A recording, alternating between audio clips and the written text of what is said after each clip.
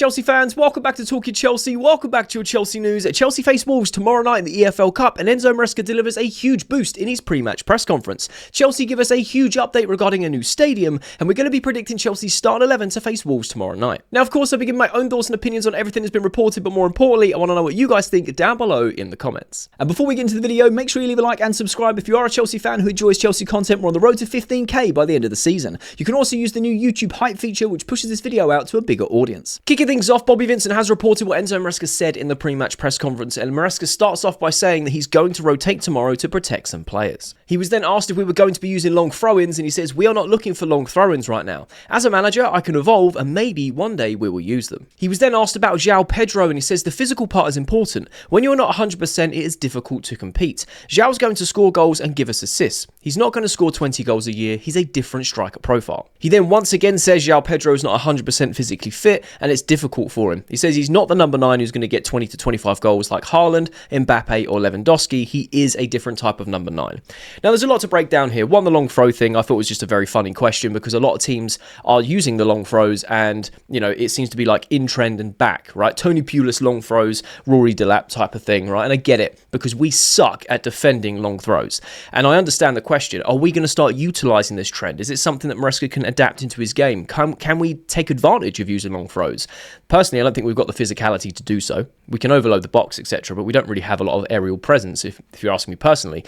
But the way that Maresca said, you know, I'm a manager that can evolve and maybe we will, tells me that he has no interest in doing it whatsoever. He wants to play beautiful football in this free-flowing attacking football, and he has his system, and he's relatively rigid within that. We can see him, he makes little changes here and there depending on the opposition, but overall it's the same system. I cannot see Enzo Maresca going, do you know what, long throw, lump it in, get everyone in the box. Because like I said, I just don't think we have the aerial capacity to do so.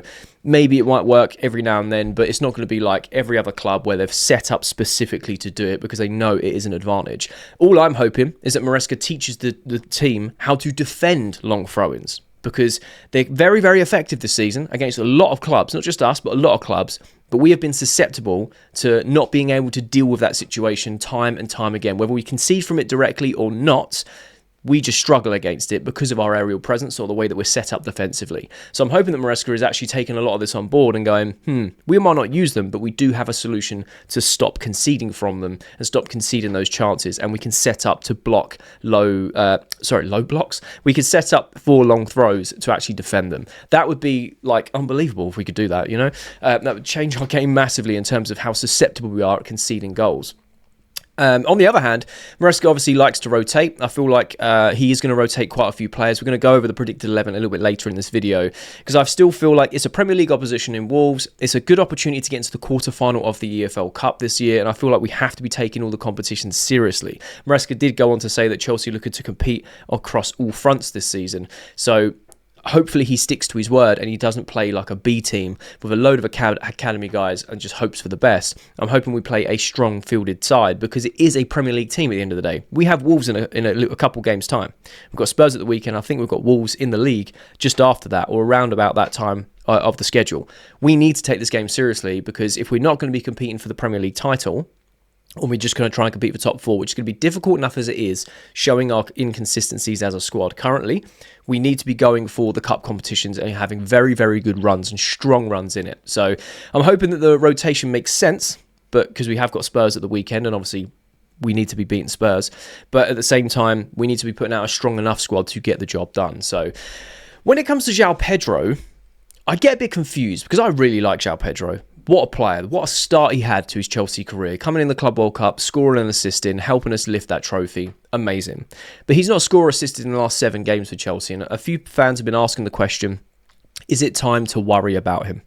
You know, what's going on with Joao Pedro? Now, Maresca has said multiple times, he's not 100% physically fit. He's playing through injury. He's not training every day like everyone else. He's taken some days off here and there to make sure he's fully fit and can, or not fully fit, but fit enough to play the game and get the job done. And I respect that, because that is a big part of Joao Pedro's game. If you're not 100% fit, you can't play 100% to your capacity. At the same time, we're not in a position to not have Joao Pedro. Yes, we have the likes of Buonanotte. We can have Esther out that can play in the 10. Sometimes Joao Pedro has been deployed as a 9. We now see Mark Guiu get more game time as a 9, which does take a bit of pressure off of Joao Pedro in that sense, because we know he's not an out-and-out number 9, like a Haaland, like an Mbappe, like a Lewandowski. We know that. The confusing thing about this is last season, Enzo Maresca had João Felix and Christopher Nkunku, who in my opinion are very similar profile players in terms of they can play in the 10, they can play in a 9, they can play on the left-hand side drifting inside. So I find it very confusing that Maresca didn't like those players, but liked Joao Pedro. And look, I really like Joao Pedro. I also like Felix, and I wanted Nkunku to do well at Chelsea. It just didn't, pan out the way it should have, in my opinion, with Lukaku, with Nkunku. So I find it very confusing with the likes of Joao Pedro because he has the same profile. However, he is a Chelsea player. I absolutely rate him, and I feel like he will come good. I feel like he will start assisting players. He will start getting on the score sheet again, because when you look at the games that he played the best in, he had the likes of Cole Palmer behind him, creating chances, putting things on a plate for him, where he was able to, finish them off. We don't have that at the moment. Cole Palmer seems to be the most creative, and Esteval to a degree as well, the most creative players that we have on the pitch that can actually carve open chances and break down defences and stuff.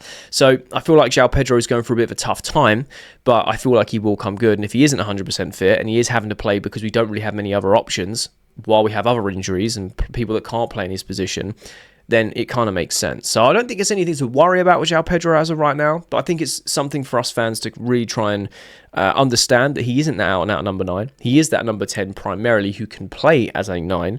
He's not going to get us 20 goals a season. If he does, that'd be unbelievable. But you look, historically over his past couple seasons, he gets like 10 goals a season and some assists.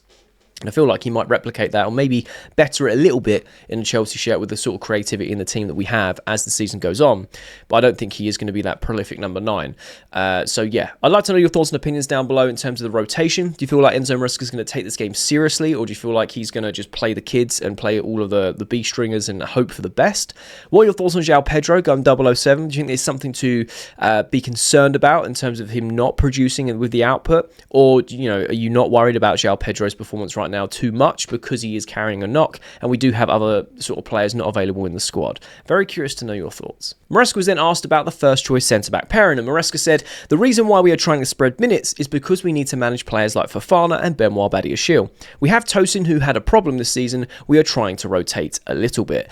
Now, the centre-back partnership, the centre-back pairing that we need to go forward with, that needs to work the best, that seems to perform the best, is an ongoing conversation for us Chelsea fans right now because of the lack of quality, the inconsistencies, the yo-yo performances, the rotation of players. There's no consistency there in terms of even the selection, let alone the performances.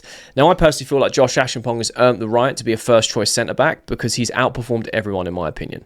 The only person I think that's come close in terms of the performance would be Benoit Badiashile when they played together against Liverpool, but Benoit took a knock. He's now out for a little while. Tosin had a knock, but in all honesty, he's not played the best this season. He's been very, very inconsistent and been at the heart of a lot of mistakes. Chalobah has a massive swing in form. He doesn't seem to be as reliable or as consistent, and when he's paired with Tosin, they are a calamity. When you've got the likes of Josh or Fofana or someone else that's partnered with a Chalobah or with a Tosin, they perform a lot better. But I think those two together, unfortunately, just don't really work too well together. We're too susceptible to mistakes or conceding at the back because the dynamic just isn't quite as balanced as we need it to be. So I personally feel like at this point, we are still at the stage of experimenting. And do you know who I would really like to see as that centre-back partnership against Wolves? Hato and Josh Ashimpong. I know they're both 19 years old. But at this point, I actually don't care. I want to see them play together as a pair because I feel like it would be unbelievable. Hato looked very, very good against Liverpool. Now, Hato may play as a rotation for Marc Cucurella, but like I said earlier, we are playing a Premier League side, and I'd actually like to see Cucurella play because he is a player that can play 2-3 times a week and be fully fit and fine. He's very robust, touch wood. He'd be able to do that. So I would actually think this is an opportunity to see the likes of Hato playing left centre-back for a full game. Start and play. We saw this in the previous round against Lincoln. And obviously it wasn't the best of games for him. But since that game and since what we've seen of Hato, he has come on leaps and bounds. And I know there's a lack of experience between the two 19-year-olds, one new to the league, one is just 19, and, it's kind of his breakthrough season.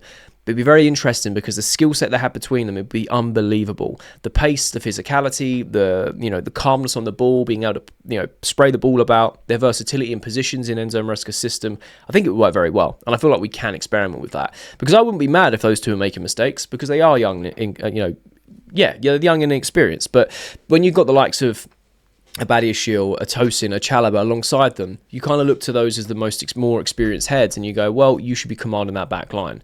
Now, I feel like we are kind of blessed a little bit, because if the likes of Reece James and Cucurella play either side of that centre-back partnership, that's where your experience comes from in terms of leading the line to a degree when they need help position-wise. You know, Reece James on that right-hand side helping Josh in terms of if Josh needs to step up or Reece is inverting, of telling him, navigating him where he needs to be and guiding him. I think that we're all sweet on that. Same with Cucurella on the left-hand side. He's played so much of this Enzo Maresca system in the half spaces, inverting into midfield, being the left side of centre-back, being out wide as a left-back. He could also guide Hato from the inside side of things if he's needed to push up, if he's needed to be in recovery positions. I just think it would work very well, and I'm just very curious to see how it would perform.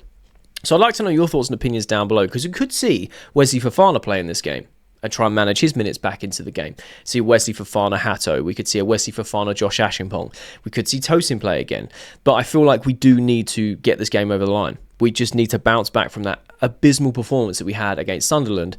And I personally want to see Hato and Ashimpong just out of curiosity at this point, because I feel like we have nothing to lose with that centre-back partnership. We know we're going to get some sort of inconsistent performance, so why not try it and see what happens? But I'd love to know your thoughts and opinions down below. Who would your centre-back pairing be as of right now on current form, and out of curiosity of who you think would work best together? Maresca then announces that Liam Delap is available for tomorrow. He goes on to say that Liam completed the whole session with us yesterday with no problems, and he is available for tomorrow.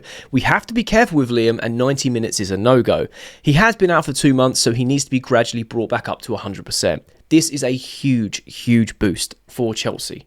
We need Liam Delap, the profile like that, the experience that he has. You know, him leading the line for Ipswich last season. I was speaking to a good friend of mine who is an Ipswich fan. He said, Liam Delap is an absolute gem. He does a lot off the ball that I think that people, overlook.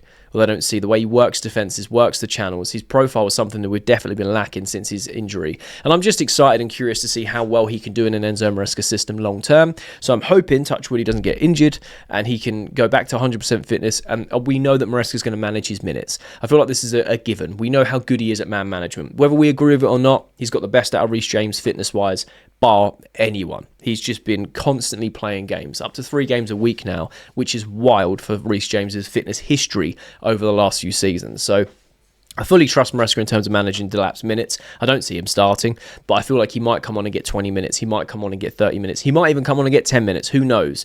But this is a very big boost for Chelsea with the upcoming games of Spurs, of Wolves again in the repeat fixture in the Premier League. We've got him to have a run of form now, try and manage him to get him to 100%. Rotate him with the likes of Mark Guiu, rotate him with the likes of Joao Pedro in that 9 position against the opposition, because I feel like I think it's 3 or 4 weeks' time. We have an international break, and then we've got the likes of Qarabag, we've got Barcelona, who I know you might think Qarabag's an easy 3 points, but that's going to be a huge game in terms of getting points on the board for the Champions League campaign. And then we've got Barcelona. I think we've got Napoli in and around that. I don't know if that's after the break or not. I can't quite remember off the top of my head. But I know that those two are huge games for us in the Champions League. We've also got Spurs, which is a huge game. We've got some other big games. Now, between now and the next international break, we need to be picking up as many points as possible. That's all I'm saying. And having Liam Delap back in the team and being gradually brought up to speed, the impact he can have, I feel like we're really going to see it this time. And if he has a good run of games, I feel like he could definitely be another player that does go get 15, 20 goals in a season if he stays fit and gets the right service. And I feel like the type of player he is and his profile is he'll be able to cause a lot more problems for the opposition with these crosses coming in, because he's a natural 9 who is a box presence. And he's not afraid to shoot from outside the box either. This guy will take a half chance and shoot. He's not scared to do that. And at times, when we're attacking, we have a lot of attackers that get in and around the box and they're scared to pull the trigger. Liam Delap is not that type of person. He will run at defences and try and create something for himself. He'll back off and try and spread the play by having the centre backs playing his back to goal, trying to create something. He will work the channels very well. So this is huge news and a huge boost for us that he is back and he will be ready for selection. He's not going to get 100% of the game time, but he will be introduced and we'll actually see him touch grass for Chelsea in a competitive game after being out for 2 months. He's also come back from injury like 2 weeks early. This guy's a freak. He's a superhuman. And we love that. So hopefully that's a good sign that the injury wasn't as bad as we first thought and that he can come back stronger and make a big impact. But I'd like to know your thoughts and opinions down below regarding Liam Delap. Do you feel like this is a huge boost for Chelsea? Are you not fazed by Liam Delap's return? How many goals do you think he can get for Chelsea this season if he stays fit and gets a good run of form? Nizar Kinsella has reported there is no major update on the Chelsea stadium, and I will explain why. It seems, for all intents and purposes, like Chelsea have been waiting to see if an opportunity emerges to take the 44-acre site just north of Stamford Bridge. This plot of land is being billed as the last major development opportunity in central London, and whatever happens next will certainly focus the minds at Chelsea. Currently, another company is building an Earls Court development project which does not feature a stadium. Now, this is clarity. We've had this conversation for the last 2 decades. Do we get a new stadium? Do we upgrade Stamford Bridge? We're going in circles. Chelsea pitch owners, Roman Abramovich, change of ownership, blah, blah, blah, blah, blah. Loads of conversations about this. And again, I feel like we're all at different pockets of this opinions of do we stay, do we go, do we rebuild, do we get a new stadium, right? And I love having this conversation because, again, until we have any clarity and have any sort of direction, we don't really know. So it's the fun of it, right? It's the fantasy of it. Me personally, would I like to see Chelsea move from Stamford Bridge? No, but I would fully understand why we would have to, because we do need to compete with the times, make more match day revenue, and etc., etc. I get it from a business standpoint. It would just hurt emotionally because of all the history we have at Stamford Bridge. Would I like to see us redevelop Stamford Bridge? Yes, in a heartbeat. Do it 20 years ago. Yeah, 100%. I feel like if we can modernise our current stadium, that is a win-win. But we know that there are certain hurdles with it. Now we have clarity that Chelsea are basically watching the plots of land around that we would love to go in for and to buy and then rebuild Stamford Bridge to see what happens. Now, the last time we spoke about this, I think it was last month, they've got until the end of this year, December 2025, to basically try and go in and see what happens with the planning permission that's already set in motion. Now, if that goes through, Chelsea lose that plot. There's no way they can kind of snake their way in, outbid anyone, try and steal it from anyone, or whatever it may be. No sort of loopholes. That's when the stamp of approval for this Earls Court development company or project will be ticked off and they can go ahead with it. Because a lot of people have said, well, they've already got someone there. They're still waiting for the tick boxes to be checked. And that's what Chelsea are looking at. There is the last major development in central London, and they are basically watching it with a hawk's eye going, what is happening with this? Because if it's taken away, we then have to go down the B route in their head. If it isn't, that's what we do. We attack that scenario and we go and get that land and we move Stamford Bridge to there. That's my thoughts anyway. That seems to be what is actually happening with the whole stadium talks, with the developments of it. And I feel like one thing I do respect about Roman and what I respect about the new owners when it comes to this sensitive subject with the fans is they are very transparent. And they have basically said, look, we would love to redevelop Stamford Bridge, but there is so much red tape, so many hurdles, it doesn't seem achievable. And especially when you have an extra hurdle like the CPO saying like, yeah, well, nah, we don't want to do that. We want to stay here. We have the rights, etc. I feel like there's not actually been a conversation between the owners and the CPO in terms of like, can we do this? And because I feel like if we had that conversation, they'd probably be more likely to say, yeah, all right, cool, or we'll put it out to a ballot or whatever. And it might actually be less of a hurdle than we all think it is on the face, right? That's not. I don't want to be unfair to the CPO. Like my dad is part of it. There's hundreds of fans that are part of it, and I get it. It's there for a reason, and I rate it. I really do. And I feel like sometimes, not all the time, sometimes they could be painted out as the villain because they seem as the big bad guy that doesn't want to change anything. And I don't think that's the realities of it. I think that is the part of Chelsea that is fan owned. It's like that's ours. It's our baby. It's our way of sticking in and being like, you can't just do what you like. You have to let us know, and the fans have to agree to a certain percentage for you to go do these things. So I respect what they're doing. But when it comes to the stadium, it's very hit and miss, right? In terms of, are you on their side, are you not? And I don't really like that. I feel like if there was a conversation, it would be smoothed over. But in terms of redeveloping Stamford Bridge, we've gone through all of the red tape and the hurdles that are around it in terms of space. If you have to go sideways, you have to go up and things like that. Can you go down or whatever in terms of building on the stadium? So I feel like they would quite happily go through that maze if they lose these plots of land, or these plots of land are taken and there's no way of Chelsea for snooping in. But if there is an opportunity, I do think that the owners will go in and try and take those bits of land and then say, look, this is the plan, new stadium there, and then we move. And then what happens to Stamford Bridge, I don't know. It would be a very, very sad day for Chelsea fans if it's knocked down. It could be passed down to the women's team so they could have that. That would be really cool because then it means like, the women's team come away from Kingsmeadow. They have Stamford Bridge. It still remains as part of Chelsea rather than being knocked down and turned into flats or whatever. Who knows? Who knows what the outcome would be? I don't know whether they would do that or not. It would be amazing if they did, because it still keeps us as a part of the heritage, and then we could obviously just move across the men's team into this new stadium. Or do they redevelop it? Who really knows? But yeah, that is the latest, the only clarity we've had when it comes to what Chelsea are looking to do with this new stadium is they are basically watching like hawks until the end of the year to see what actually gets ticked off and what doesn't with these other two companies. So I'd love to know your thoughts and opinions down below regarding this whole situation. Are you still stay at Stamford Bridge, or are you team move to a new place?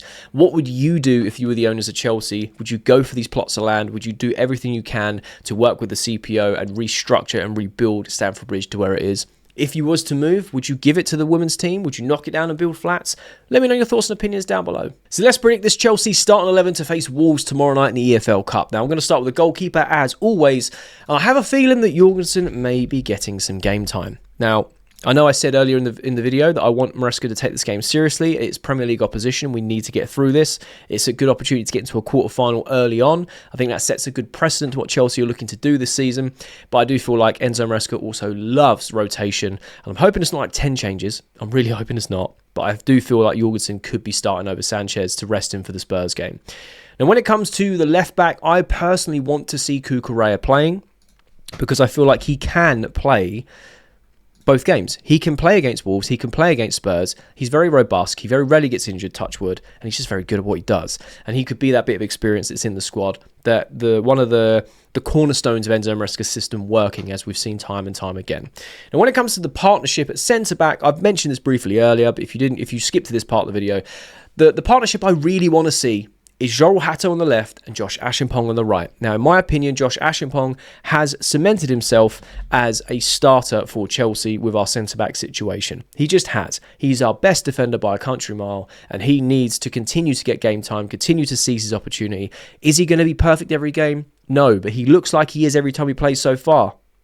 He really, really does. This guy, he's a star. He's a gem. We know he is, and this is his breakout season. So I'm going to put Ashimpong in here as well. As it comes to Hato, I just want to see more of him. We saw him come in against Liverpool after Badiashile was taken off as a precautionary, which turned out to be an injury. And Hato played as left centre-back. And like I said, I keep saying this as well, the magnitude of the game, the opportunities that were there, he seized it with both hands. It was a pattern of play where there was 3 players around him, Liverpool players around him. And I thought, well, we're just going to lose the ball, and we're going to have to try and defend the counter. And all of a sudden, bish, bish, bish, he runs through them, drives the ball forward, and then we're on the counter. And I was like, wow, I was not expecting that. This guy looks like he has adjusted very well. He's obviously been training very hard, and Maresca has been very limiting in terms of giving him the minutes. In this cup, the round before he played against Lincoln, it wasn't his best game. He even came out and said, I've never seen a club play football like this. Very much like Malo Gusto. It was like, oh, whatever. And it was a bit shock to welcome to the English football pyramid, right?